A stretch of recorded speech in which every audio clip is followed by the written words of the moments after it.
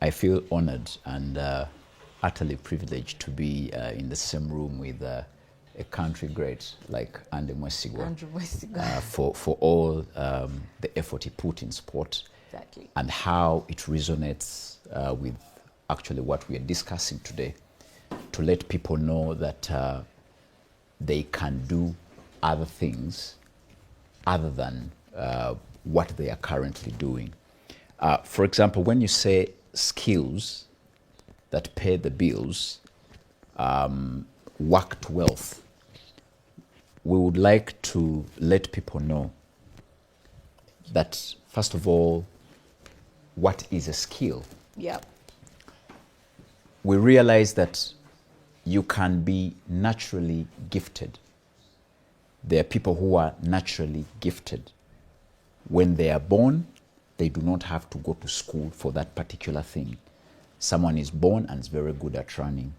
Someone is born and is very good at singing. Someone is born and is very good at harmonizing. So that becomes a talent.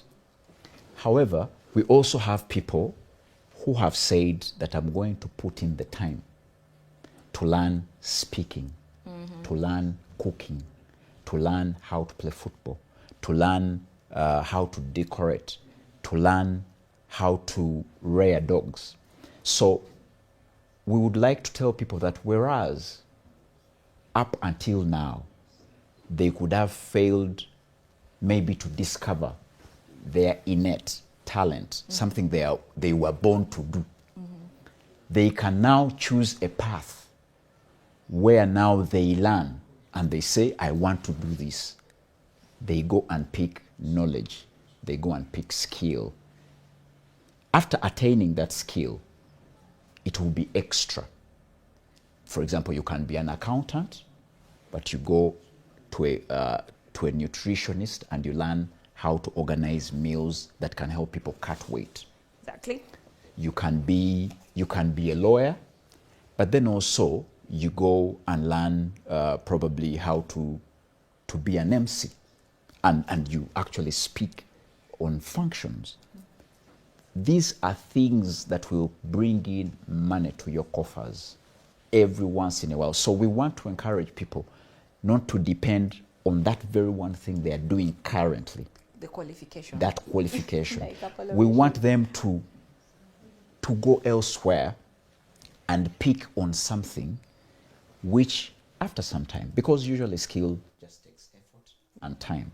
You need the desire, you need the effort, you need the time. The moment you combine those, you will find yourself having multitudes of things. And to just add to that, Claire, I remember when I had just returned to this country from my studies, I was hired as an information systems and operations management system specialist. Yeah. So I entered Enterprise Uganda as IT. But while at Enterprise Uganda, I used to turn up in suits like I do. And then it meant that every function, I was always ready. Yeah. So I was their IT, but also their MC. Yeah. Then at Enterprise Uganda, they were always into training people how to make money. Yeah. I realized I had learned very many skills from my father's shop. So I started teaching people the skills I learned as a child, which I honed later. So I was into teaching people how to sell, teaching people how to manage businesses. So you realize one skill. There could be other skills which you go on a journey to learn. So we're ideally transitioning out of qualifications into those skills that we probably are not paying attention to. Absolutely. Thank you so much, Jita, for spelling that out. Andrew, over to you. Yeah. Our dear listeners want to know how you transitioned from active sports into what you're doing right now, which is education. Yeah, thank you so much, Claire. Good morning to our viewers and listeners. I've already been introduced. Andy Mwesigwa. They normally tell me that I should always add the former captain of Uganda Cranes, because I was Oh, now a retired sportsman. Yeah, you've slightly gone through my profile.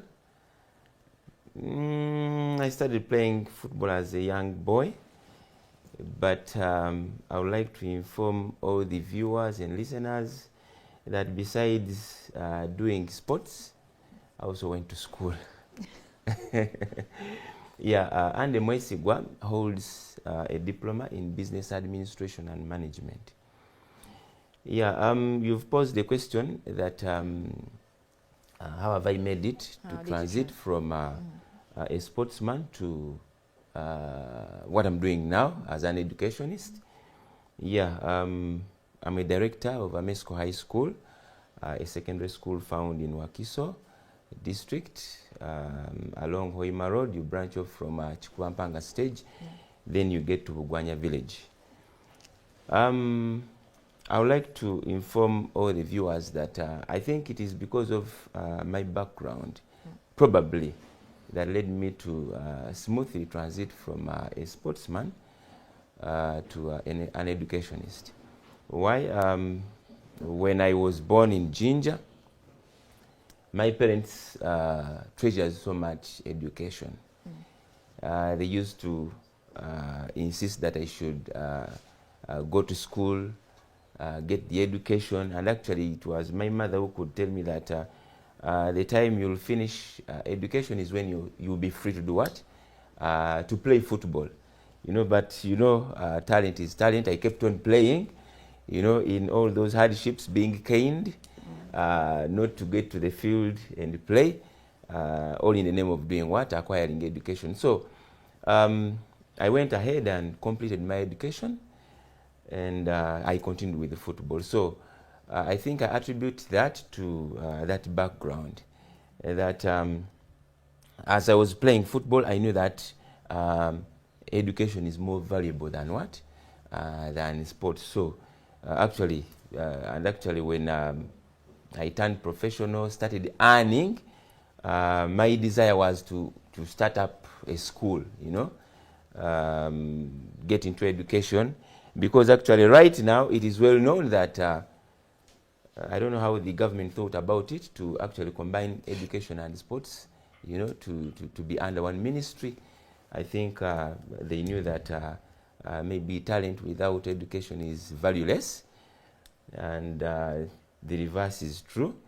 I'm here, and Mwesigwa, now an educationist who played football and a lot out of football, and decided to invest in education. Yeah, so it has been smooth for me because I think of the background that that I went to school, you know, and I treasured so much education, and my parents also treasured so much education. Thank you for that. So sometimes where we come from also matters. pans out. It contributes to how we pan out, actually. Sure. Very brilliant. Newton, over to you. In the corporate world, we mostly earn money. It's rare that you would build wealth with your salary. Yes. And I've got to learn that from the different engagements we've been having, you know, with all these brilliant, wealthy giants in the country. True. I won't run out of our country, in the country. And the viewers would like to know what the difference is between merely earning money and building wealth. And I'm posing this to you because of your company, House of Wealth, yes. CEO. Yeah, so what better person to decipher this one? Thank you very much, Claire. You've used a word that reminds me of security, to decipher. It means it's encrypted. Yes. Now we have to decrypt. That question is really brilliant because it's hidden. It's hidden in meaning. It's hidden in the things which bother us. They are conundrums that bother us every day. The question is, how would someone build wealth? Unfortunately, they never teach this to us in school. In school, they base most of the time in giving us the tricks on how to collect the notes and actually how eventually to pass the exam. Schools have gone ahead to even punish those who do not perform well on the exam by telling them to repeat the class or to change school.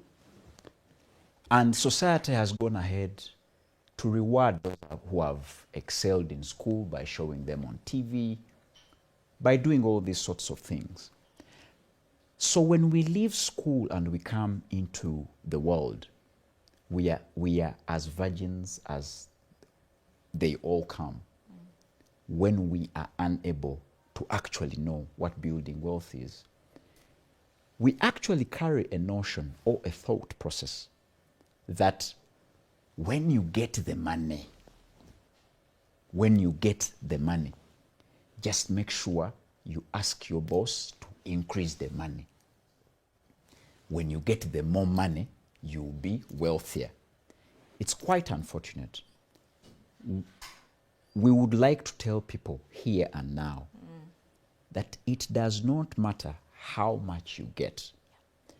The only thing that matters is what you do with what you get. And I'll repeat it. It doesn't matter how much you get. What matters is what you do with how much you get. And I want you to follow this.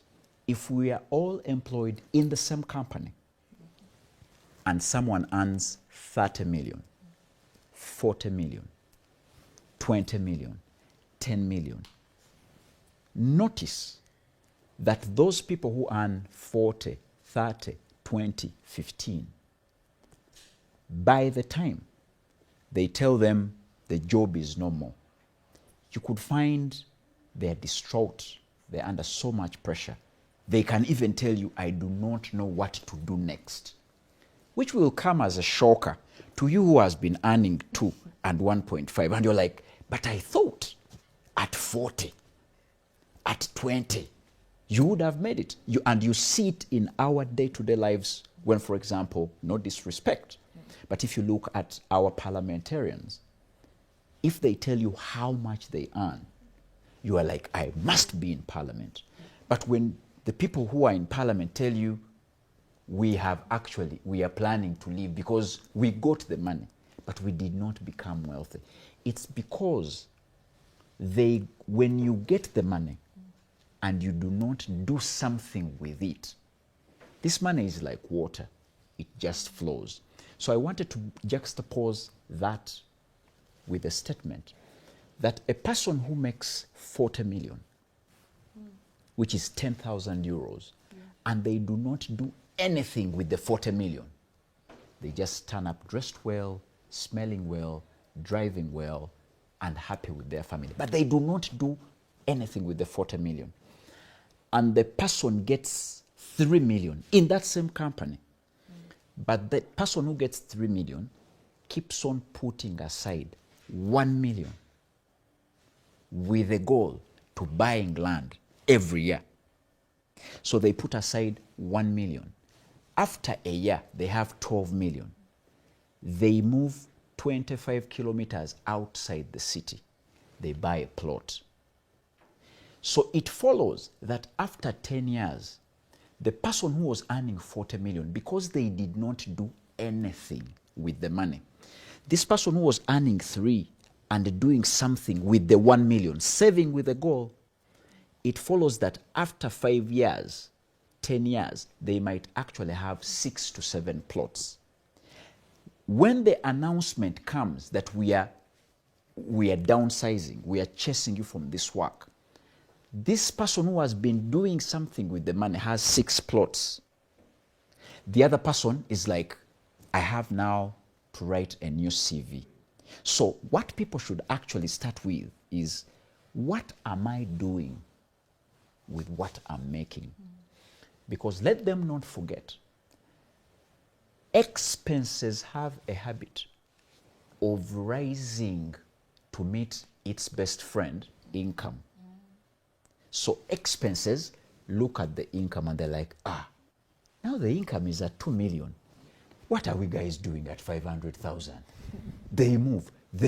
Before you know it, they are overexcited and they have even overtaken the income. So if you are not deliberate to do something about the income, you stay as you are. Yeah, absolutely. Absolutely. We've seen that in our backgrounds, and We've seen that happen. It's commonplace. It's Yes. a very common place to find Yes. ourselves. Yes. And I like that. Use the little you have to build the little that you can build. Absolutely. When you still can. Yes. That is something to ponder about, dear listeners. So, Andrew, over to you. Yeah. I want to talk talent and skill. Some of people out there have it innate, like I'm a natural athlete, footballer, musician, art and drama. It's innate. I have it in me. Yeah. But then we know that the shelf life is usually Very Limited, minimal. yes. It's short, especially for people in active sports and people that sing. You know, the age does not align with your talent. It's our biggest enemy. Yeah, age doesn't align with your talent, or you've got an injury, so you can't play no more. The injury has, got you to a place that is not desirable. Yeah. So, how would you advise this segment of people?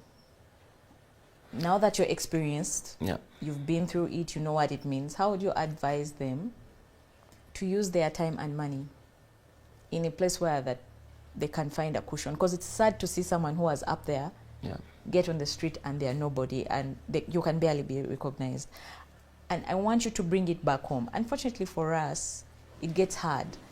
Whereas the other players out there, I mean, they become coaches, they make their own academies. As in there's they even become pundits on TV. Exactly. Yes. So there's something to look forward to, which is not the case with us here at home. Yeah. Yes, the NSSF has actually gone wide and wild to make sure they get into that sports fraternity.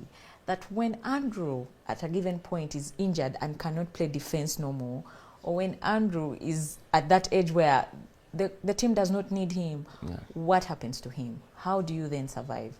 I know we have Smart Life that can accommodate the short term, but with your experience, what would you advise this segment of people? And how do you prep these young guys that are coming up, for that time?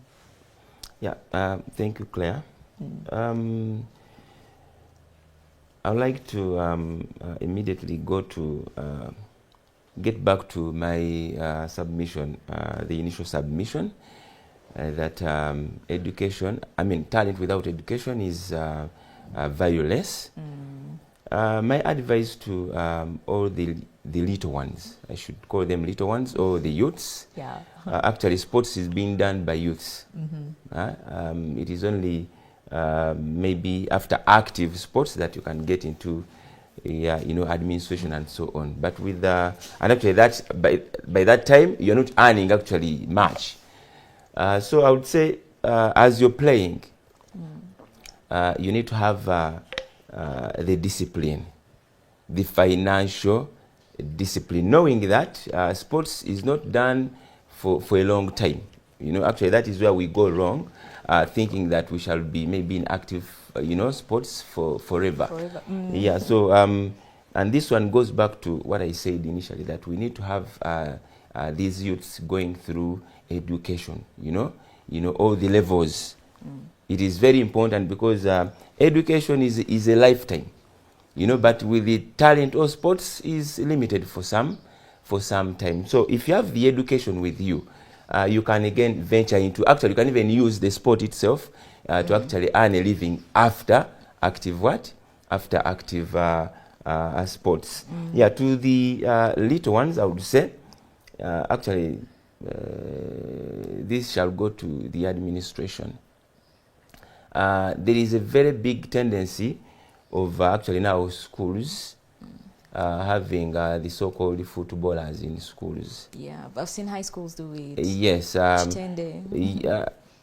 have not mentioned about any school. No, it's a good thing. But they always don't allow them to get to classes and get the the knowledge. Yeah. So it is a problem that after actively playing football, somebody is in the dark, not knowing what to do. thereafter. I'll pick a leaf from those countries. I was in Iceland. Yeah. I would like to tell you that all the footballers in the national team of Iceland, the time I was there, they all had their other professions. You know, they had doctors, they had teachers, they had veterinary officers, you know, in the team. You know, so it helped them that actually after active football, like now, the coach of Ireland national team was my coach in IBV and was the coach of Iceland national team. This is a gentleman now who is a dentist, you know, and he owns a hospital in what? In Iceland. But he's a coach and he played football. So it is very important to always go through school. Very, very important that when you get injured, when things don't actually, we even have the form. When the form declines, you know, you get stuck and, you know, there is nothing to do thereafter. But if you have the education, you have your other profession, you can as well branch off and do whatever you pursued thereafter. So my advice is that we should keep these children in school, the youths in school, as they are doing their sport activities. Mm-hmm. Yeah. That's very important. And when you mention that schools may not, okay, the youth right now, or this age group that is very talented in schools, and schools are very competitive when it gets to sports. I see all these very amazing leagues happening all over the country, inter-school leagues. Yes, yes. And it's now a catch in our society right now, the inter-school, the big schools that have really taken this to another level. True. And probably they want their students to focus more on that. I don't know how it impacts the school. Maybe it's visibility for the school and whatnot. Yeah. But like you said, education is very important at the end of the day. We have to balance. Yeah, because actually, once you turn a pro footballer, like when I went to Iceland in 2006, it happened that the little I got from school helped me a lot. Why? When signing contracts, you need to have the financial literacy. True. Okay? Signing a contract, what are you signing really? Yes. You know, the wages and so on. You know, you need to know what you're signing. Oh, yeah. You need to know that At out least of this some money. little negotiation. Exactly. And even knowing that, okay, as I'm earning this, I have to get this deducted as tax. You need to know all that. For somebody who didn't go to school, it becomes so hard. Oh. Then the talent becomes valueless without education. Very. Yeah. So my advice is that we should keep these children, these youths, I call them children, but they're youths, in school as they're doing what? As they're playing football, because it will help them in future to actually make it valuable when they earn whatever they earn in that short time, to actually do the needful thereafter using the funds. Very important to note. Yeah. And Newton, I always talk to my colleagues, my friends, and the people that I really hang with, that you can't really be the best kept secret wherever you are. You know, I may be talented in a certain field, in a different field, but it's only known to me. Like I'm the best kept secret at that point in time. And yet it's not worthwhile. Like if you can MC, you can co-host, you can, you know, crack code. You're working in probably customer experience, but you can crack code in tests. You've not yet gotten the opportunity to go to technology, but where you're seated, you can actually crack code. So what am I saying? How important is networking? We are not taught these things, but these are things we have to know. How important is networking and visibility when monetizing your skill? I would like to thank you, Claire, for that question. And I would like, even before answering it, to bring it in context. You remember there is a verse in the Bible, I think it's in 1 Kings chapter 19, verse 18. Elijah was telling God that I am the only one left. And God told him, I still have 7,000. It is actually so important that we get to know that it is impossible that you might be the one and only. By design and creation, they made sure we are all unique. But again, the Creator intended that our whole entire lifetime and lifespan to earn from our gifts, we must work with people. Yeah. Take, for instance, how would this show have been if you weren't a moderator, you wasn't a co-panelist, we didn't have this whole entire very great team, which is on the sound, camera, videography, cinematography, then NSSF, and all, and the viewers themselves. Imagine we set it up, we put it out there, and then there are no viewers. Yeah. You realize that the moment we advertise and people pick, we grab their attention, and then they come, they form part of our network. Yes. Now it is up to us. A network must be studied. When you study a network, you become wealthy. I'm usually on TV telling people that we also need to know who is teaching us about money. Yeah. Very many people who are teaching about, who are skilling, who are giving people knowledge about money, they are saying, if you pick your phone and you do not see people who are giving you, when you call that person, they can't give you 10 million, they can't give you 5 million, they can't get you out of trouble. Delete them. And I'm of the view that that is their opinion, but as Newton Buteraba, I wouldn't buy it. Everyone is in that phone for a reason. And you will have to go up to Genesis chapter 41. You start from 14 to 46. Who are we talking about? Joseph. What had Joseph done? He had met trouble with Potiphar's wife. And the wife had made sure the guy gets to prison. So he's imprisoned because they thought he had an affair with his boss's wife. When they put him in prison, he finds the king's cupbearer. He converses with him and he tells him about a dream. So that guy whom he was with in prison gets to know that Joseph can interpret dreams. When he is released from prison, that cupbearer is serving with the king. The Pharaoh is troubled. He does not know. He has these dangerous dreams. And this guy tells him, you know what? I was in prison with a young chap who can interpret dreams. Pharaoh orders that the prisoner is released to come and interpret dreams. He comes, he interprets dreams that there is going to be famine in Egypt. Keep this corn, do this, spend like this, budget like this to protect the people. Now, that verse answers the question, what can we do with networks? Imagine we were of the view that the people you find in prison have no use. After all, we were together in prison. He was a murderer, this one was a thief, this one was there because of adultery. Let me delete. He would have lost on the network because the person who is getting him out of prison, he is the person he had networked with. That's why I'm telling people that for me, I realized that the life God has given me on this planet, I now value networks more than even the degree. Your network is your network. Exactly.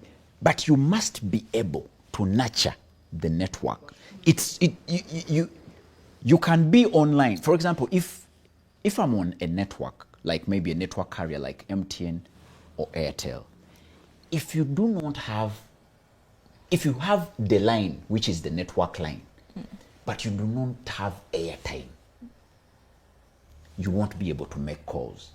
So you realize that even the people whom you're networking with, you must make sure that in a way you nurture them. So you can call friends and improve their lives, not monetary all the time. Calling someone just to say hello, calling someone to tell them what they are going through, you also went through it and you passed through it. You're nurturing the network. That way, you will find that every time something happens, there is a call, and that call involves you. I usually tell people, we are here, but there are people in a certain boardroom or meeting who are making decisions About you. The Yeah. question is, on that committee, who knows you? Yes. What do they remember about you?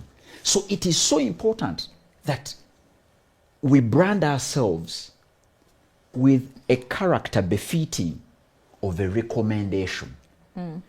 Because if you do not have credibility, they do not know you, someone then must know you. But that person who knows you, who is already credible, must recommend to the extent that they know that this person is full of integrity. In information security, we study integrity. And we say, esse quam videri. That is Latin for to be rather than to seem.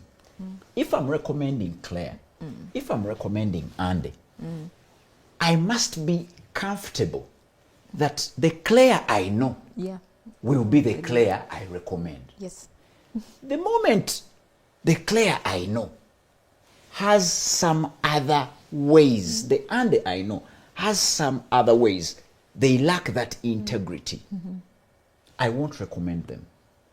That is in Mark 11:12, where Jesus is hungry, he finds a tree full of leaves, and is like, this tree will give me a fig. Such as the tree can't find a fig. He's disappointed. So the tree was seemingly figgy, but it lacked figs. fruit. That's where we get that that motto of esse quam videri, to be rather than to seem. Let people know you're kind. Yeah. Let people don't be like, but he seems kind. He seems intelligent. He seems wealthy. No, no, no, no, no, no. Let you be rather than seem. So it will help people live within their means. It will help people portray the picture that will help them nurture and benefit from networks. So be very, very intentional True. in keeping Exactly. and growing your networks. Absolutely. And make it worthwhile. Be the person that Be. they know that you Just are. be, yeah. Don't seem to be. Exactly. Let them know. Let them know Yeah. he snaps. Yes. Let them not doubt. But will he? Yeah. The people who have hired me to be a speaker, they know He will deliver. he the will job. say everything, but he won't be obscene. Yeah. True. But there are people they are hiring to be an MC, and they're like, ha! He will throw a word, and they take their reservations. Yeah. All the time, the person who hired you is monitoring you, and also looking at the DJ to tell them, take the mic off, take the mic off, take the mic off. So I really think that it's so important that people grow into that character, because your network, before it becomes your net worth, they are speaking about you, they are recommending you, they are saying things about you. There were bank tables behind closed doors. in those Exactly. boardrooms. So in that meeting where they are going to speak about you, Yes. are there any 2 or 3 things they remember about you being very good at, being that they can trust you when you handle? Yeah. That's my view. And that delves in right into what I want to ask Andrew. Yes. Yeah. Andrew has played football as defense in so many teams True. across the continent, Yes. across the globe, Yeah. True. not just in Africa, but Asia and In Europe. Europe. And that's very brilliant. 1, your skill. 2, The network. your network. Yes.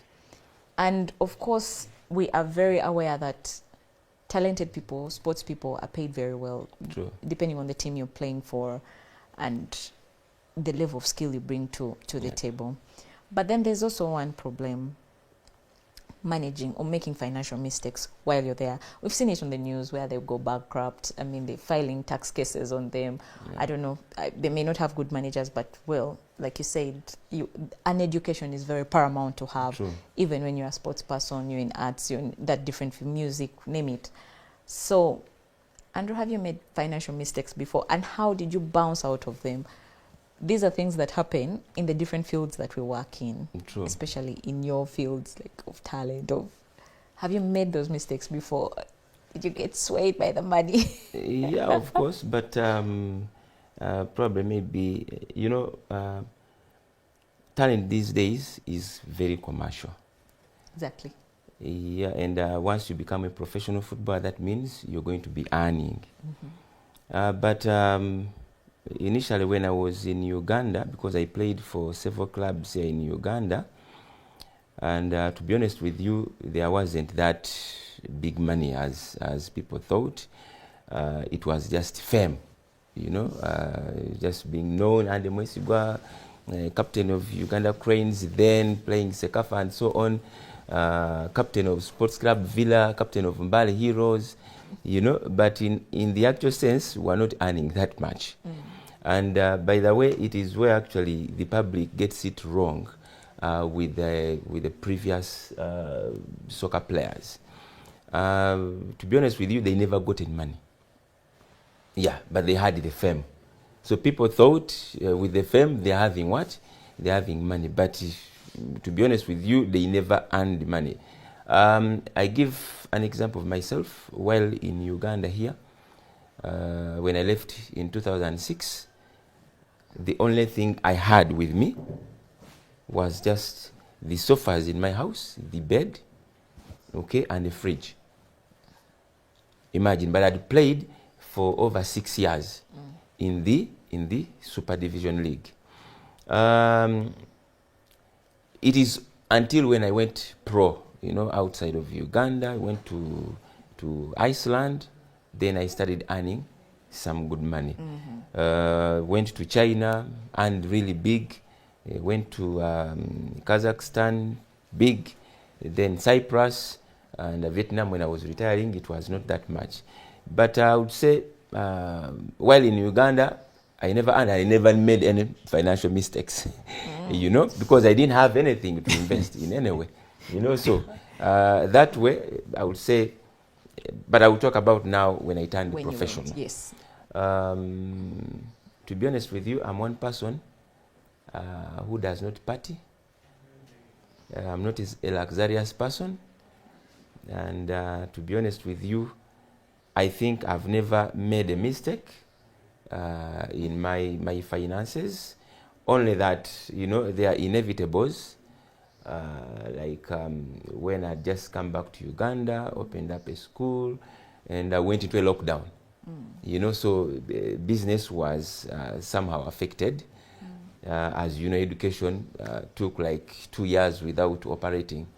And I don't think it was my mistake, but we were so much affected, and right now we are just getting back into business. And everybody should, people in education now can witness, it is now that the education sector is getting back to normal. But previously things were terrible. Many schools closed, actually not even schools, but even many other businesses closed because of the pandemic. So I would say maybe it wasn't my mistake, but it was a general thing that, things went bad with the pandemic. That is what I can say. But I invested very well, because of the knowledge that I gotten from school.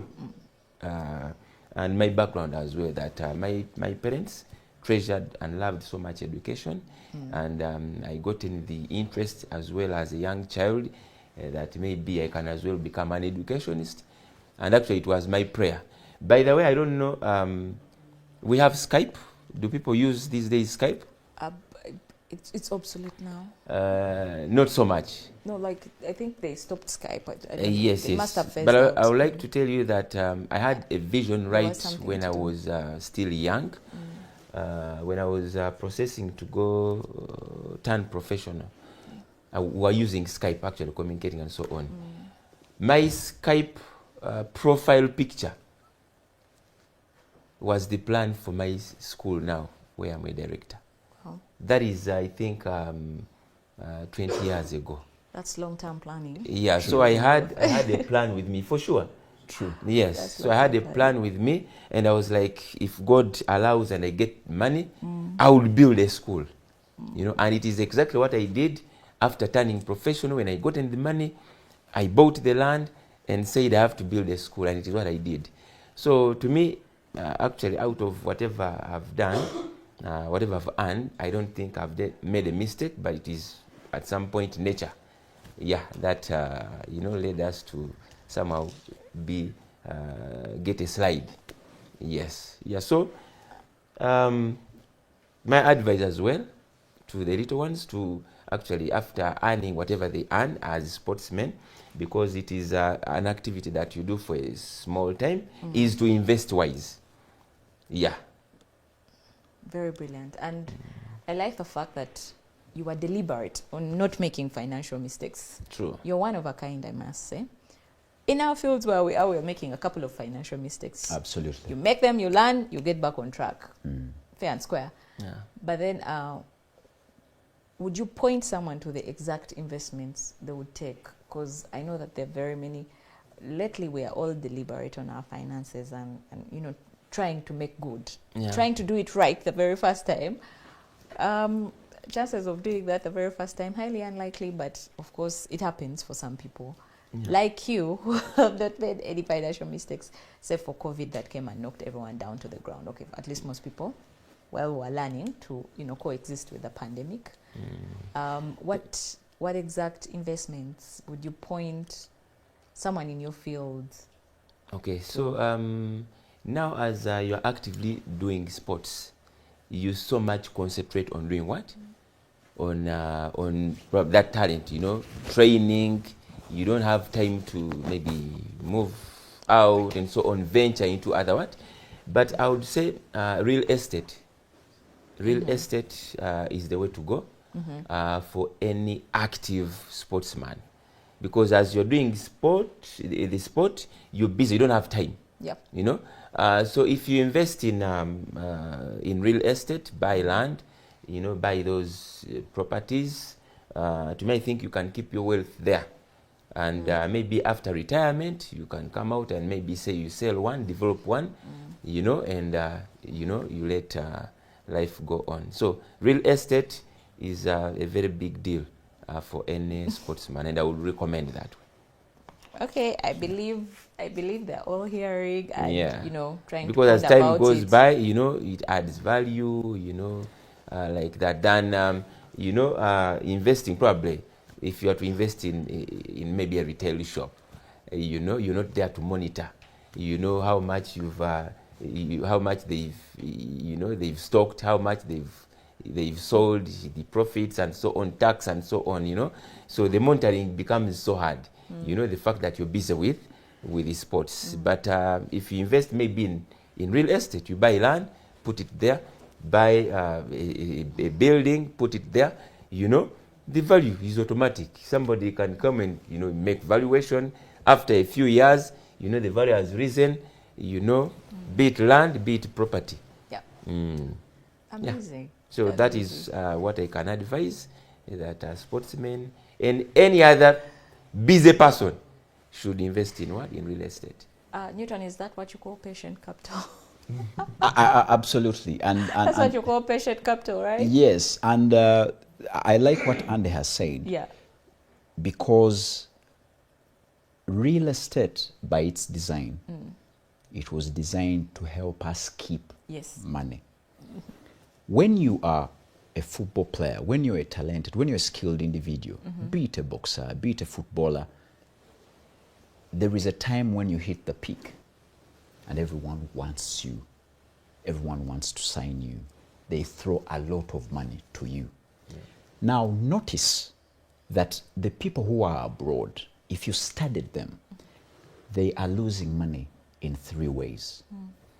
They either take you to court, which is a lawsuit, or there is divorce, which is a separation that will take the money, or there Like is that. taxes. Yeah, incentives. Now, notice that all these things end up in court. I think that's why I went back to do law. And I usually tell people, when I find someone who says they have money, I ask them, who is your lawyer? The moment I realize they do not have a lawyer, I realize they are in the game, but they lack someone to interpret them the game rules. And I want to just add on to what Andy has said. If you followed sport or all the talented individuals, let's look at a guy like Tyson. In his career, he was a boxer and he amassed 400 million US dollars. Per fight. Not per fight, but what he general. could earn 20, he could earn 30. But when you combine, at one moment he was worth 400 million US dollars. But then it reached a time when he was bankrupt. You move to football and you go and you find Ronaldinho. At one moment he had 100 million US dollars. But there was a time he had problems and they went, looked for him, no asset. Looked on his bank account and they found 6 euros. Maradona, greatest player, great skill, but by, I think, 2003, he was owing the taxman in Italy approximately 37 million euros. Now you realize that if you have a skill, if you're earning money, the next thing is to ask yourself, this money is going to go. Because money is like water. It's in the business of flowing. If you do not get, you've been at a place where they tell you it overrained last night. You wake up, you have no gutters, you have no tank, you have no water. But there are people who have gutters, they have a tank, they have buckets, they harvested, they call it water harvesting, they have water. So the idea would be, now what are we going to do? We know that in a country like Uganda, when it rains, it might not warn us. You are enjoying your sleep, finishing your sleep. In the sleep, you might even be a veteran, dreaming as a veteran. They have called veterans to earn some money. And you're there. You're there. Then it rains heavily. If you did not set up, remember when you're setting up to harvest water, you only set up during the sun. Yeah. Rain, So the question now would be, what are you doing before it rains? yeah.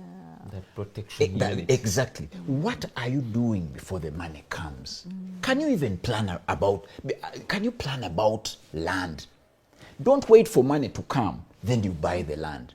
Can you think about the land tenures in this country? We have customary, we have freehold, we have private milo, we have leasehold. Yeah. People just think, when I get money, I'll buy the land. That's why they end up buying vibanja when they should have bought private mile. That's when they end up buying leasehold when the lease is even about to expire. But they did not take the trouble to acquaint self with the knowledge about these things they want to go in. Anticipate to invest. If you read Proverbs 6:6 and you read it together with Proverbs 30:25, Solomon was intent when he said that I have seen the wise, but the wisest among the wise, he looked at ants. Yeah. And the reasoning was simple. The formation. Ants prepare food for the winter. When do they prepare food for the winter? During the summer. So we are asking people, what are you doing now before the chaos comes? What are you doing with the money before the chaos comes? What are you even doing before even the money comes? Everything I do, the people who follow me on my status know that I manifest. I meditate. I think about this thing. I can talk about something and I follow through it. I told people I will do law. It's on record. I told them in 2018. The war that was there for me to do law, chaotic. But by the war started in 2018, and by 2020, even COVID was involved. But by 2020, I was starting low. To the extent that the war we fought, the program had even been scrapped. We had to involve lawyers to threaten the whole entire university such that they give us our program. What do I want to tell people? That if you read John 12:24, they're saying, Jesus is saying in John chapter 12 verse 24 that unless a kernel of wheat falls to the ground, it stays alone. Yeah. But the moment it goes to the ground, then it will produce. To multiply. So it means the actual road we want to take before we make it. So we shall make the mistakes. But they have told us that unless the seed dies, actually if you read about germination, the thing must rot. You put a bean seed under the ground, the food it only has is in the cotyledons. So seed must now make energy, not from the cotyledon, but from the sunlight. So it must send a pull mule through the soil such that it makes now energy via photosynthesis. But what will it do with the water? It will have to send a radical down to look for the water. That whole entire process is a fight. Yes. But the success that comes, the opportunities are immense. Can you believe we do not have a single restaurant to profile a typical Ugandan? When you look at what we call a typical Ugandan, you ask yourself, number one, how do they move? A typical Ugandan, whether they have a car or not, they will use a boda. Whether they have a car or not, they will use a boda. So, because by our innate way of life, we are mobile. Yeah. We have to move from place A to place B. For example, we came to Lubowa, but we won't sleep in Lubowa. We will have to go out. Now, the idea is that whole entire network of how Ugandans move is full of business opportunities. Either you will buy and sell bikes, or you buy and sell fuel for bikes, or you buy and sell spare for bikes, or you can do something. But just know every Ugandan is moving, and whether they have a car or not, they will use a bike. You look at a typical Ugandan and you ask yourself, how does a typical Ugandan spend their social life? You realize a typical Ugandan is a party master. A typical Ugandan will either celebrate a birthday, a baby shower, a graduation, a wedding, anniversary, a burial. So you ask yourself, if a typical Ugandan is a party master, how do I position myself?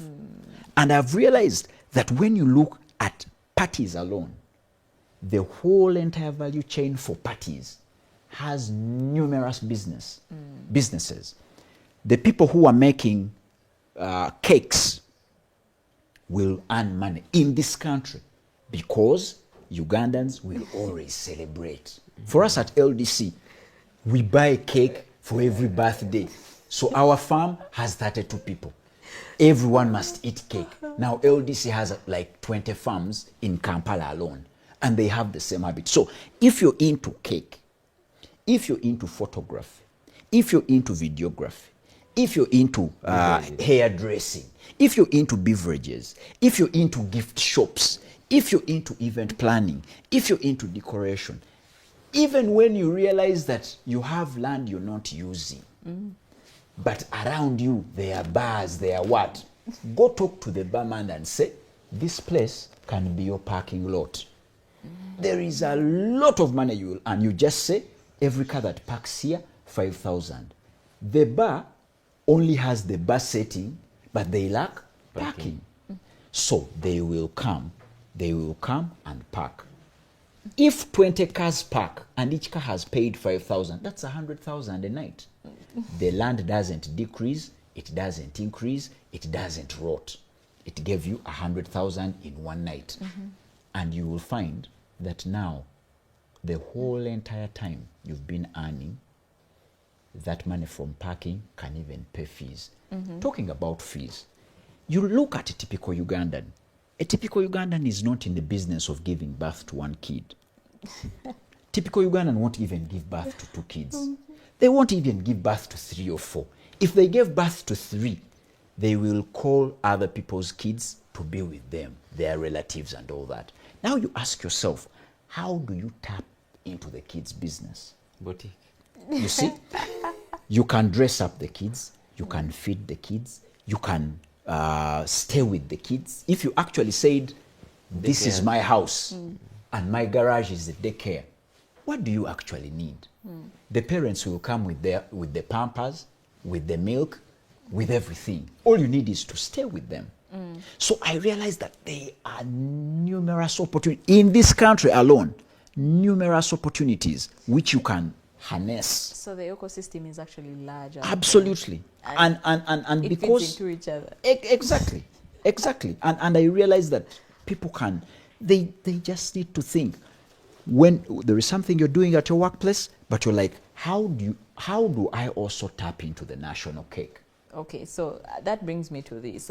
We have someone who has asked Amoza online. Yes. And they say, but there was a very famous tweet going around about what they don't tell us between the age of 30 and 40. When the black child tax checks in. So that she says, how do you curb black tax to save something for investment, especially where families see us in corporate world, see us who are in corporate world as rich. And this is something that so many people in the corporate world are struggling with. You've got a job in MTN, Airtel, you're working for this ministry or that, and the family thinks, oh, lo and behold, the bank account is the family bank account is here, and yet it's pressing on you. And I don't know if you read that tweet, but it really sunk for everyone who is within that age bracket and is from a typical African family.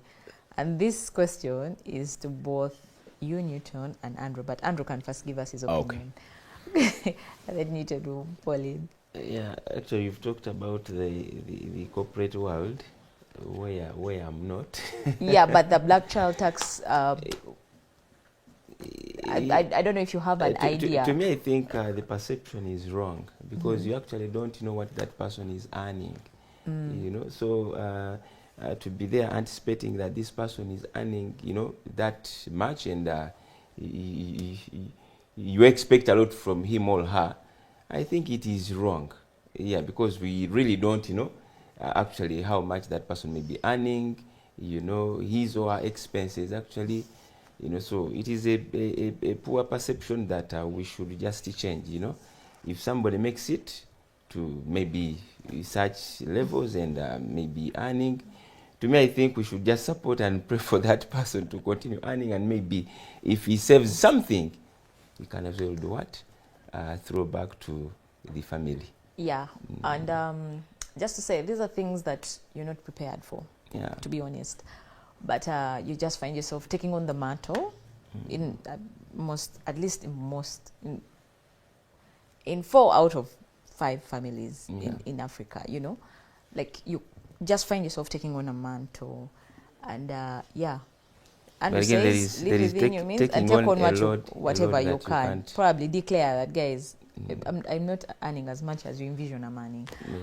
Newton, what do you have to say about this black child?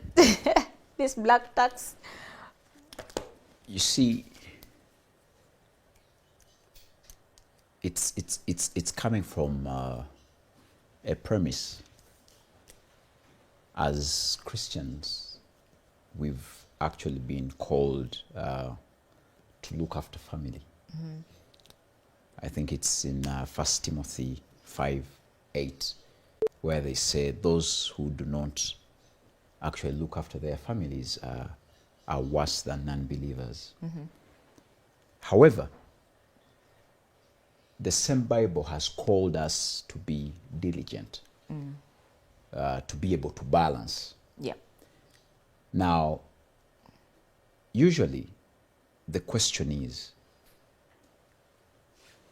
if you have relatives and they keep suggesting that you're the one to handle financial related distress, Yeah. it's a couple of things. Probably, perhaps, you've shown them that you have the money. Otherwise, they are not making any call to people who are not showing that they have the money. So this thing people do, you see in Uganda, if you're into the business of cars, cars are bought a lot in December, November, December. Festive. Exactly. Then cars are sold a lot in Jan and Feb. Do you know why? Because no one wants to go to the village in a bus. They would rather get that car, drive that car, such that they show the people in the village that actually, if it's unbeknownst to you, we made it. So they see the car, it is big. They see your wife, very nice hair. They see your kids, chubby, all good looking. You've put up a show. If you have put up a show that you have the money, then it goes to Galatians 6:7. God can't be fooled. What you sow, you what will you reap. Yeah. You've put up a show that you have money. They will call you. Demanding for the money. Let's go to neuroscience. How does the brain work? Yeah. The brain has been designed to solve problems. How does the brain solve problems? When I have a problem of fees, I will call Claire. Claire, mpaya atano. Help me with how much? 500. Claire says, I don't have. Andy, help me with 600. Andy says, I do not have. I call Peter. Peter, help me with 500. Peter helps me. Now the brain registers. It puts a cross on Claire Yeah. because he didn't help. And Andy? I put a cross on Andy, he didn't help. They I put a tick on Peter. Yeah. Next time I have a problem, the brain will put Peter first in the calls because he is the one with the tick in the past. So when I call Peter and he gives me that money again, I add another tick. I call Claire. Claire does not help me. I put a cross. I call Andy. Andy doesn't help me. I put a cross. Now, in the future, the brain removes you and him from the register. They are not interested in actually giving a reason why wagwam. They just say Claire, yagwam. So, you need to be aware that the responsibility of staying with the money lies on you. And there is a quote, I think I even put it on X. I said, it is you as the giver to control. For the takers have no limit. Yeah. Everyone's problems are huge.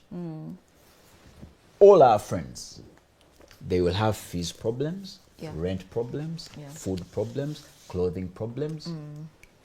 There are people who even have a problem of going on holiday. They want to go on holiday. But who will fund it? They will call you to fund it. So the idea is, number one, we have always asked people, learn to say no. Yeah. But the no is usually not outright. You could say no the wealthy way. How? Someone can ask you for 500,000. If you give them 100,000, you've actually said yes and no. The yes is to the 100, the 400 is a no. So they asked you for how much? 500. You have given 100. So you've said yes. But you've also said no. Rejected the 400. That's how the wealthy work. You can never land on any wealthy individual who has the money ready there. Yeah. The wealthy individual The wealthy individuals have projects. They want to raise their construction projects. They want to grow. So they always have a budget on how to spend. Yeah. So we tell people, giving our family members, it's actually the greatest thing. Yes. But you need to ask yourself, do you have what you're giving? Or you're going to borrow such that you give? You are better off actually not going to loans to give.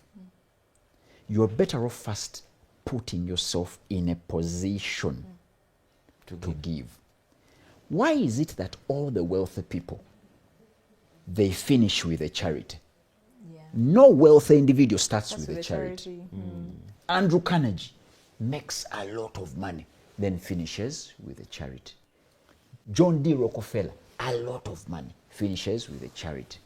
Bill Gates, a lot of money, then finishes with a charity. Why is it that for us who do not have, we want to start with a charity? No registration of NGO. We don't want to register the NGO. We have no license to operate as a charity. But we start as a charity. Then we pursue wealth. I think it's a way of changing these things. And I usually tell people, you do not lose anything when you live within your means. It's actually a trick you must live through. When you lend someone money and they do not pay, you write somewhere and you say, I gave Claire 1 million. Claire struggled to pay the 1 million. She actually only paid 150. So going forward, Claire's credit limit is 100,000. That's how people who understand money live with people to value the car. They will return the car when they know it has a problem. Yeah. But then they will wait for you to figure it out.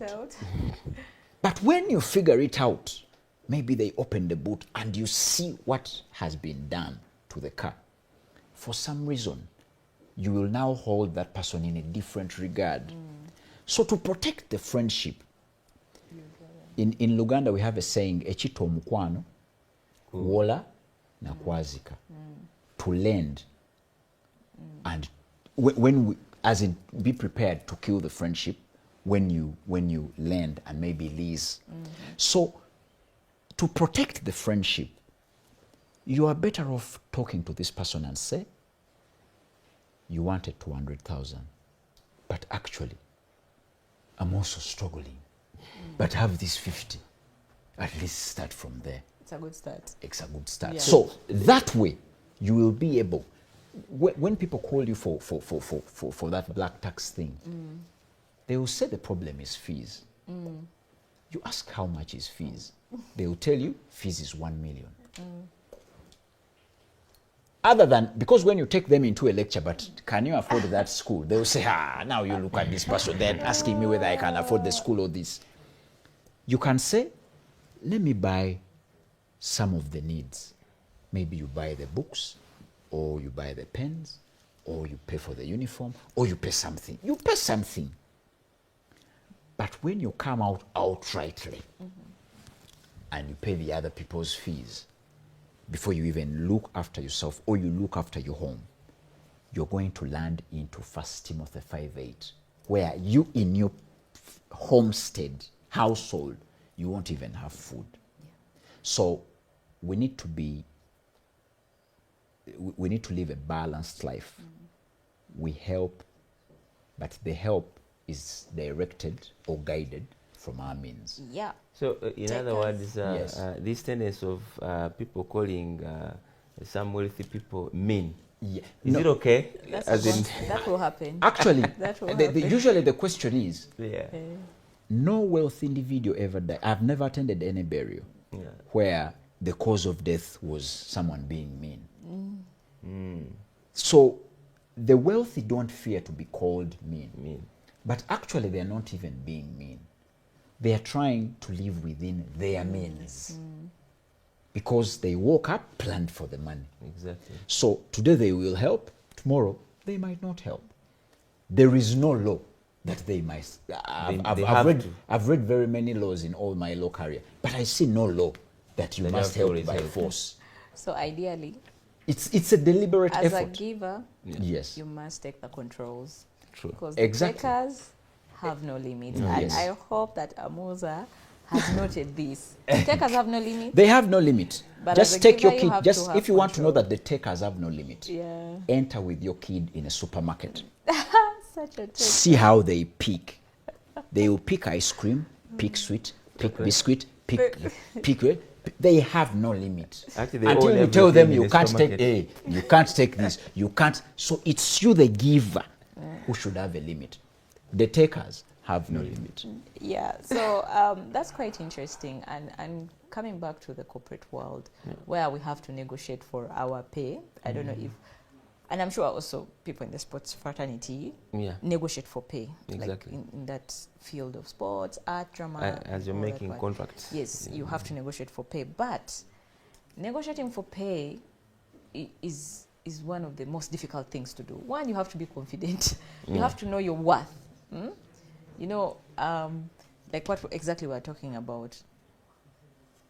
You have to know your worth, and you have to know that at least this is what I should be able to take out of this place for the value that I'm going to offer, for the team that I'm going to play for what they are going to earn from me, you know. And Actually, with us footballers, it depends on your CV as well. yeah, exactly. Yeah, so when your CV is big, then your value also is very big.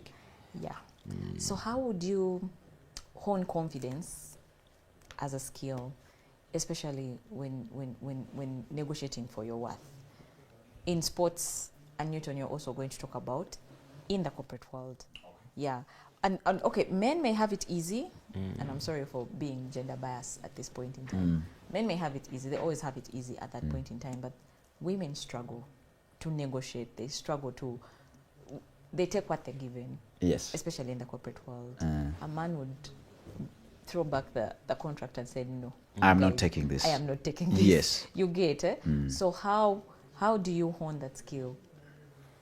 Someone asked. Yeah, How do you hone that skill? Yeah, for us, by the way, before turning pro, that means you're not earning. Pro to mean professional. Yes, you're not earning. Then you don't have value. But to reach pro level, you need to work so hard. You know, that is why I've said you're making your CV. Yeah. You know, like you start playing maybe in a local club, you know, where there is no much pay, you know. But you work so hard, you know, make a CV. If you're a defender, defend very well, you know, put the plus. Maybe if you're a defender and you're scoring goals, you know, stuff. If you're a striker and you're scoring goals and helping clubs probably maybe win some trophies and so on, then you're building a CV. That means your value also does what? Does right. So when you get to pro level, then you have, you know, that weight in negotiating. And also, it also depends on the managers that you have. If your manager is a strong manager, then you'll get a very good contract. You know, and this comes out after him probably, you know, assessing that, you know, you're a very good player, you have all the potential, you know. If he's to negotiate for you, like for me, actually, to be honest with you, I think I've been one of the most expensive defenders Uganda has produced. Wow. I've signed very many contracts, which have been good. But the fact was that I was a defender playing for a national team and having a plus of scoring, you know, because it is very rare for defenders to score goals. But I've always been scoring goals, you know. Nice. So that has always added value. Give you an upper edge. Exactly. And I've been getting very good contracts just because of that added value. That I'm a defender and, you know, I do score goals. So ideally, let your work speak for you. Exactly. Let your CV speak for you. True. Newton. Thank you very much, Andy. And Yeah. that's why I was telling you that for me, I felt already privileged. And from here, I'll make sure the network with Andy is even nurtured. To add to what he has mentioned, I had a full show on national TV. And I was telling, the show was called Abachala Nesente, Women and money. And I was telling people that women need to pick a lot of interest in the show, because for time immemorial, women have been paid less. Number two, women, for example, in the workplace, they are the only ones who will be deterred with a pregnancy. Yeah. When a pregnancy comes, very many women have to kill a full 2 years because of the pregnancy. It distorts how they would balance work and earning money. So it is so, and also the third reason, I mentioned that they are being paid less on average. They are the ones disturbed with the pregnancy. But also I remember adding that the life expectancy favors women. Yes. So they live longer. Now imagine living longer when you've been earning less. But there is a remedy. Number one, in families, if you're a mother, make sure you do not have that these are things for boys, these are things for girls. When in the earlier times, men were the real hunters. So what is in hunting? There are fights, there are deaths, there are struggles. And women were nurtured to be the calmer one, the humble one, and all that. But now society has opened up. You wake up and they tell you you will be the CEO and you're Miss so-and-so. If you're not tough, people will walk over you. If you're not hard, you know how the corporate world is.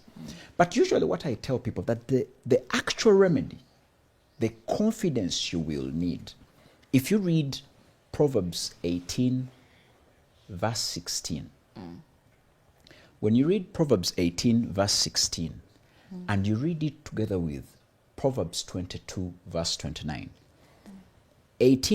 Proverbs 18, verse 16 says, the gifts will open the doors. Proverbs 22, 29 says, do you see a person skilled at their work? They will serve kings. How does it work? That if you are a lady and they tell you you are in a work environment, you're working with men, male-dominated, patriarchal environment, it means if a man is putting in 1 hour, as a lady you put in 3, such that you hone the skill to the extent that you can't be negotiating money. They will just sit somewhere and they say, tugenda chiwa mukazi, tetuina cha kukola, na yeye asinga. That is what you should take. You have to be too good. There is no excuse. And I picked this from, I think I picked it from a black actor. A black actor was saying that Hollywood favors whites.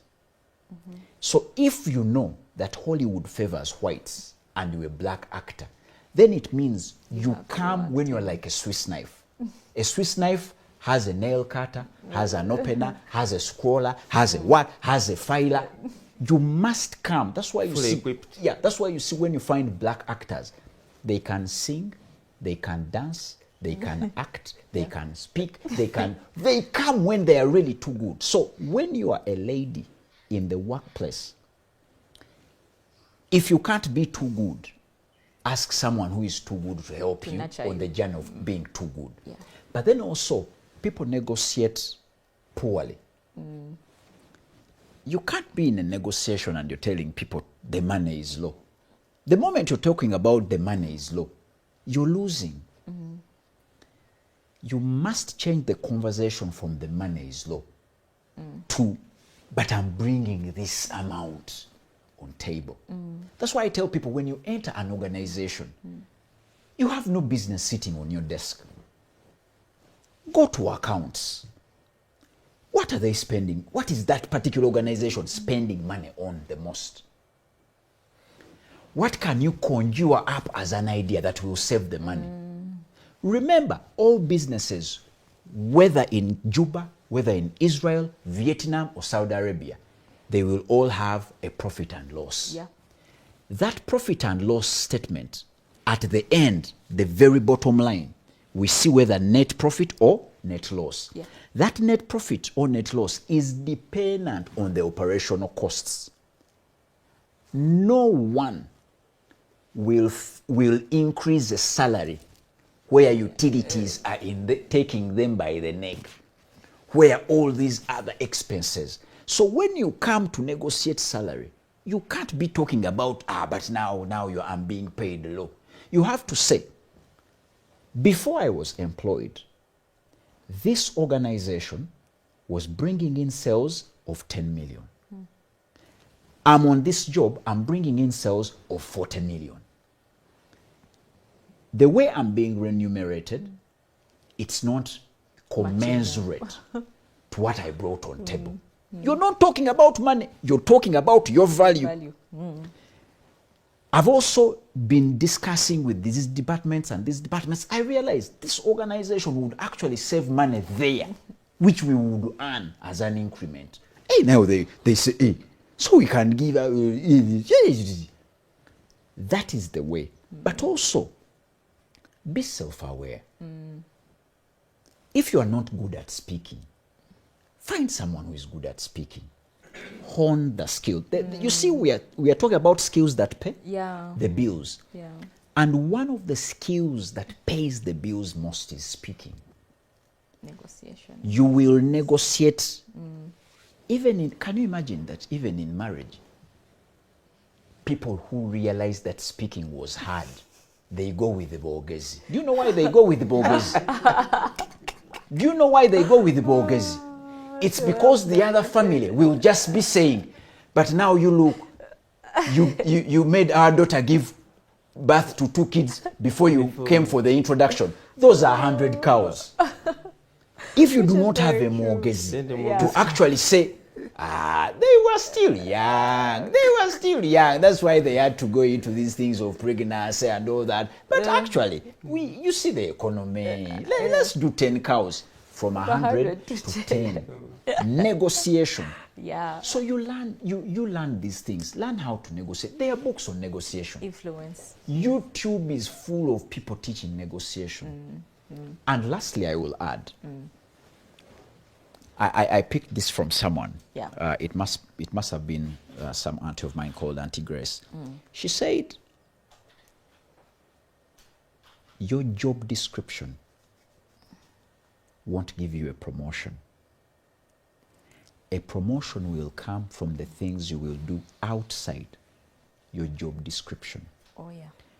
Because a salary increment, they look at your job description and they say, but we wanted a receptionist at 400. Why would this receptionist want 500? Let's just look for another receptionist at 400. But when this receptionist says, I will appear early here and clean the office and save the company expenditure for cleaners, I will be now the one to take the records. I will learn how to keep records and learn Tally and QuickBooks. So I'll be the receptionist, but also accounts and administration. They will pick you from receptionist and say, for you deserve to be a manager. Now manager, when they take you to manager, you find it has more money, other monies. So if you want to rise, you must be looking at the other departments outside your job description. That's why I was telling you that I was hired as IT.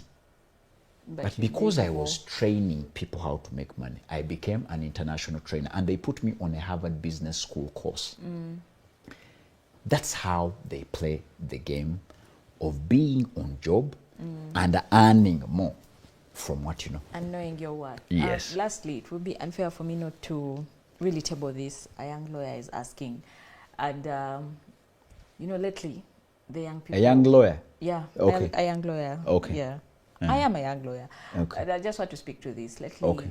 people are going through what we call the microwave theory. Okay. Like, put me in there in 5 minutes, I'm hot enough, I'm ready for a meal. Okay. I get it to work in a year, I want to be manager. Okay. Which is not a bad thing. Okay. Yeah, but they're not patient with the process. Okay. You know, you're learning, I don't know, clerkship, but you know, Yes. the stages, the Yes. different stages. Yes. And I'm probably being given 50K a week. Yes. One of the, at least that one is an actual experience. Yes. Someone said, I'm being given 50K per week and I just graduated Yes. LDC. I'm like, yeah, that's a good start. 50K a week, you're not paying any serious bills yet. Hone your skill, and before you know it, you'll probably be in a very big firm, Romans and whatever, or in a corporate world doing all these sorts of things. Absolutely. So he's saying, I am a young lawyer, but the profession hasn't given me much. Okay. Microwave theory. I am not too strong in business, still grappling with secondary sources of income. Please advise areas I can start looking into with my little savings. Okay. I'll actually start with this. And that will be our closing question to you. And that's what I realized. That, do you know that I actually charge as a financial advisor? People don't call me and say, I want to buy this land and this land, but which one should I choose? I realized that when people realize that you are a lawyer and you know the law, they just call you and you give out advice, free of charge. As a young lawyer, you need to start putting a price to the advisory. And you say, what are you struggling with? Letters of administration. Okay. I'm going to give you an opinion, a legal opinion. But if you do not mind, please deposit 30K on my phone. Yeah. Because a lawyer's words are his stock in trade. Yes. You go on collecting that 30K, you realize that actually you've now put the people around you into a habit of first paying for the advisory. People used to just come in my WhatsApp. I want to buy land. I want to do this. I want to do this. And I changed it by saying, you call my personal assistant. So we started charging 30K. We went to 50, went to 100, went to 150, went to 100. To this very day that we charge 600,000 an hour for a consultation for business advisory. I realized for law has a lot of opportunities. They can do anything they want with the little money. But this is what I have to say.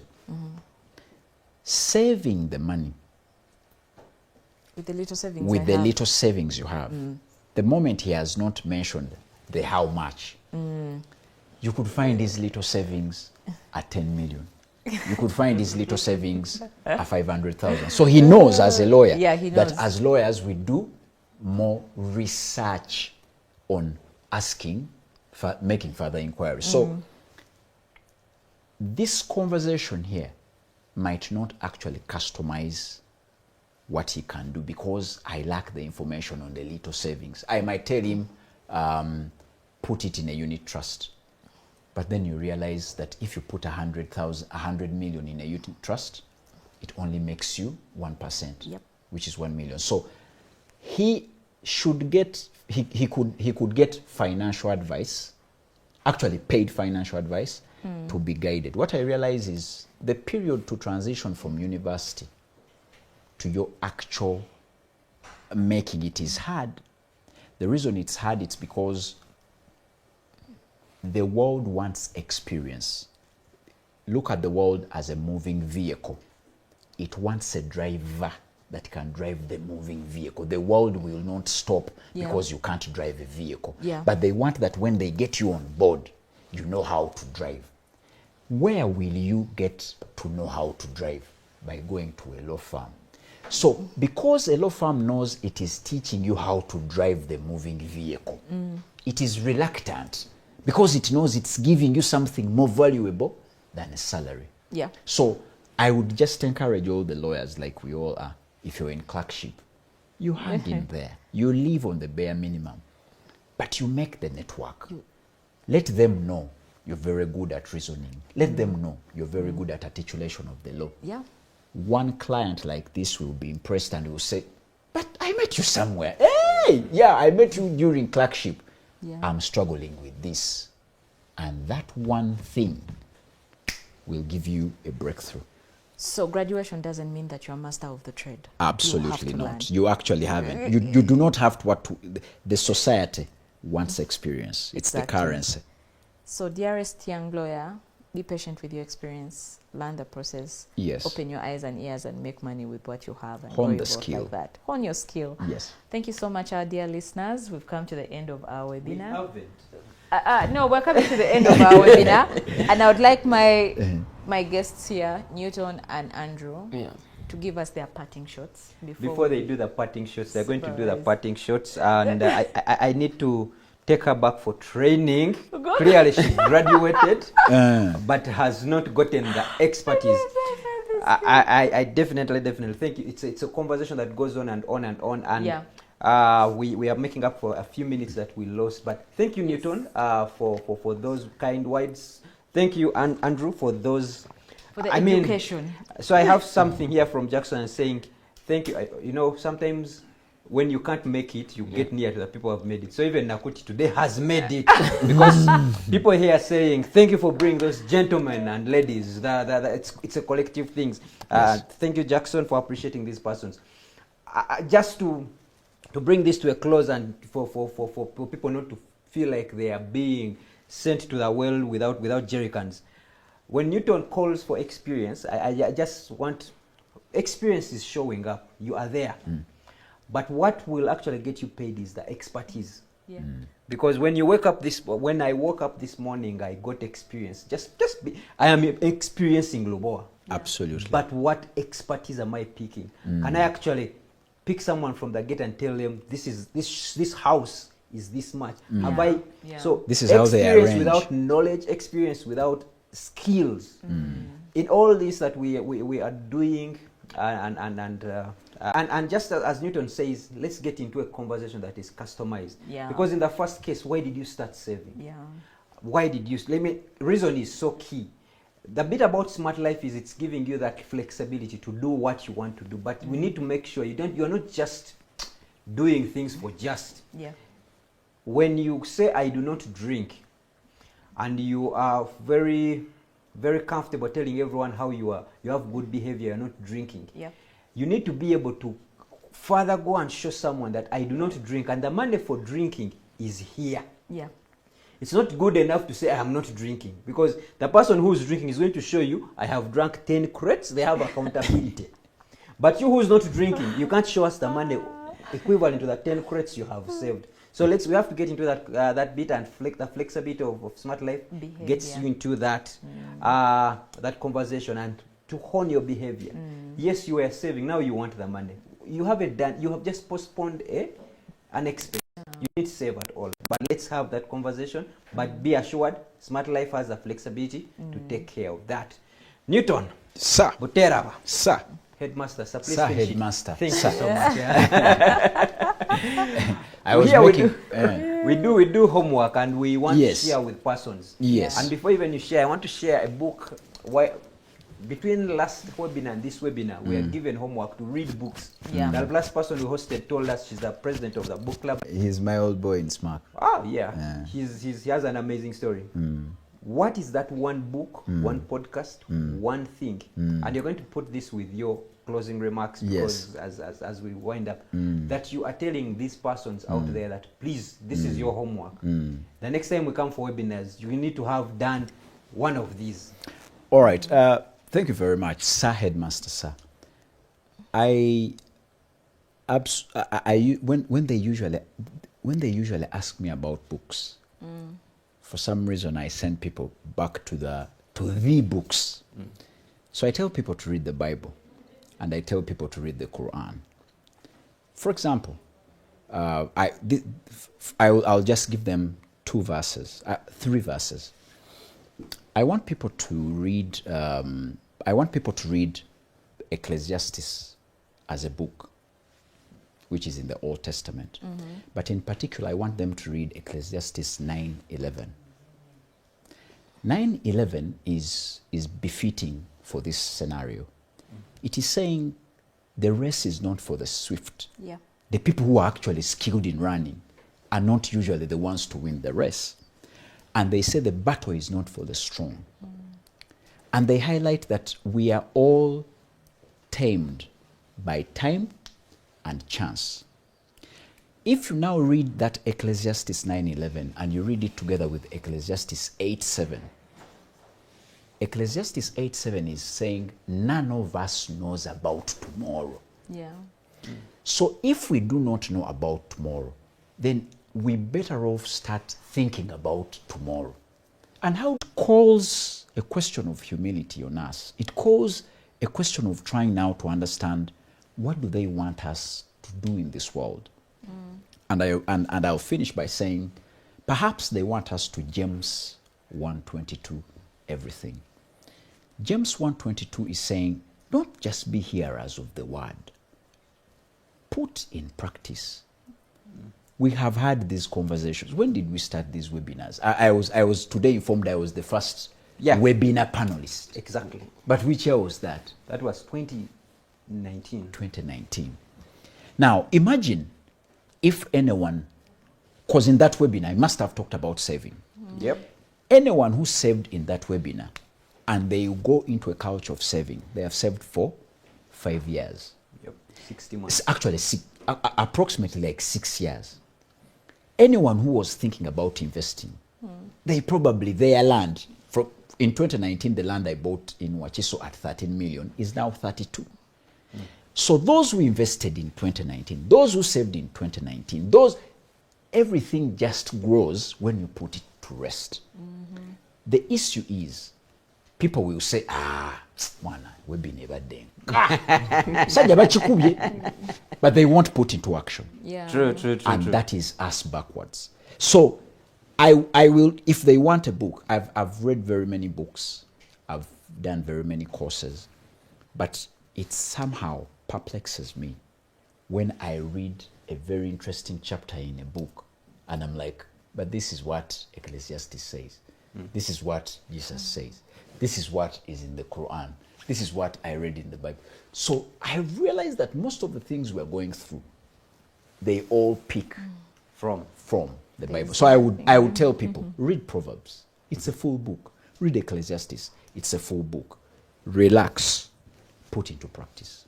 Thank you, Newton. Yes. I'm going to Claire next, because in this class, even the moderator has to share that. Let me bring this out, and yes, we are 15 minutes late, but we will make up for that time. But one thing was said when you talked about Joseph and Potiphar and all that. Yes. This time I got a new thinking about it, because when Potiphar actually left prison, when Joseph left prison, yes, we no longer hear of the Potiphar's wife. Actually, all we remember, he was put second in command. Yes, he was second in command. Now, most times, I'm saying this in relation to networks. When we build networks, most of us capitalize on those networks that put us in bad places. So when you make it, you're now going after. True. She did this to me. I just thought that is another whole. But this guy moved forward. True. Second in command, nothing like I will take revenge on that person. True. Nakuti, Claire, change manager. She's a change manager at NSSF. Behavior change. Change manager. What is that one book, one video, one billboard? Here we count billboards as reading. What is that one advert you want to leave as homework for this class? Okay, given what we've been talking about in this webinar, I'm big on people, so Talent is Never Enough by John C. Maxwell. It's a very deep book, small volume, but you'll learn a lot from it. Talent is never enough. Thank you. John C. Maxwell. Anything you want to say about that? Just one thing about it so that people understand. Yeah, and because, one thing that really is spelled out big in that book is that we delve a lot on our talent. We show off a lot on our talent, but talent won't take you places. And I like what you said in the beginning, and I wrote it down in my book. What are we and what is wealth? It's behavior, habits, and attitude. You see, those are not things that we learn in school. They are not things that we're going to learn from a lecture. So you come with your talent, but you do not have these three things. You don't have the behavior, you don't have the, and then it's not even taking you where you ought to have been, given who you are. So getting into that book will give you a sort of education and lecture that will enable you to be a better person, a better version of who you are right now. So it's like a Bible. I move with it in my laptop bag, by the way. Every time I'm coaching or referencing to the younger generation, it's something I talk about, because we miss these things in school. We miss these things at campus. Then we come in the workplace and we're such a mess. But yes, you're the best accountant, you're the best coder, you're the best I don't know what. But if you do not hone that soft skill, then you won't go places. Yeah. Thank you. So in a nutshell, that is what the book is about.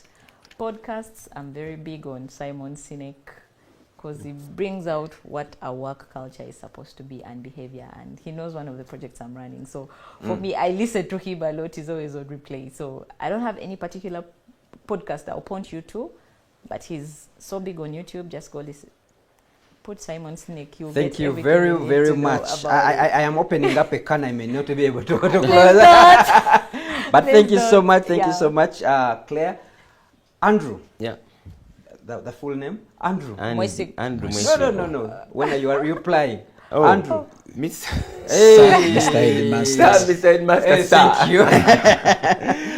What is that one thing you want us to go out? What are you tasking? One of the things, and congratulations, I want to congratulate the NSSF team. When we go out there to look for faces of poverty, it's very easy for us to close our eyes and point at any sports person, former sports person, and we will pick them and put them on a billboard because they are not doing well. But today, it's a different face of poverty. You are not a face of poverty, you're a face of progress. And thanks to the NSSF team, that they are not the ones that made this, but they have at least highlighted this about you. What is that one thing you want to leave out there that people should pick up, and then they would say they are glad they came to this webinar? That one thing I would say. It could be a book, it could be, but whatever it is. No, it could be a saying. Yes, sir. Yeah, and that could be talent without education is valueless, and the reverse is true. Oh, thank you, sir. I need to admit that when we had a small background check when we were going to meet you. We've met before, but this time we do it.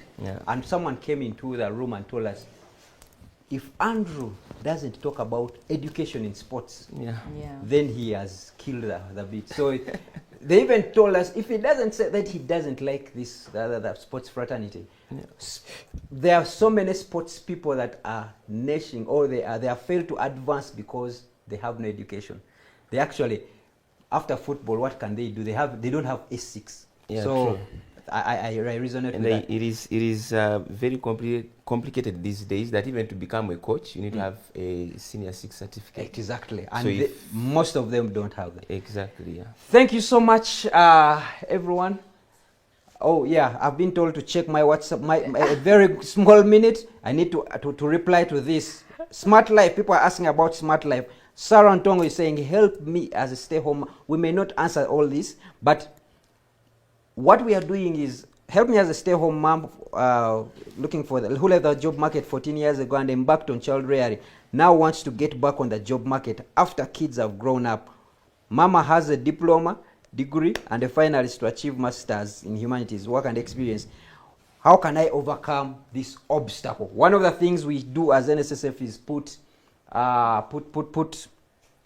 we have these circles where we can loop people in to have these deep conversations, one-on-ones, because we may never solve all these on this particular show. This person with a business of school, out of school, they have just been answered about when they were talking to the lawyers. I hope you listened.